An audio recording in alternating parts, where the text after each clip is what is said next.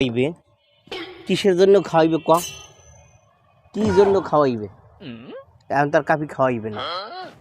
কাফি খাওয়াইবে কেমন এই কয়লার আগুনে ঘর পুড়িয়ে গেছে ওই কুত্তা তবু এদিকে আয় এদিকে আয় তবু আর খাওয়াইবে না কাফির হে কাম হয়ে গেছে আয় এদিকে আয় আয় আল্লাহর পাল্লা আয়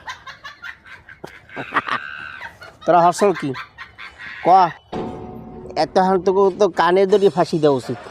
তোকে আন ফাঁসি দিম কারণ তোকে আন ফাঁসি দিম ফাঁসি হইবে এখন 3 মেশিনে ফাঁসি হইবে এই কয়লের আগুন দিয়ে কাফির ঘর পড়ছে তোরা হস কি ওই বেল হইলে হবে না তোমাকে ফাঁসি দিতে জ্বলতেই হবে মানুষ অপরাধ করলে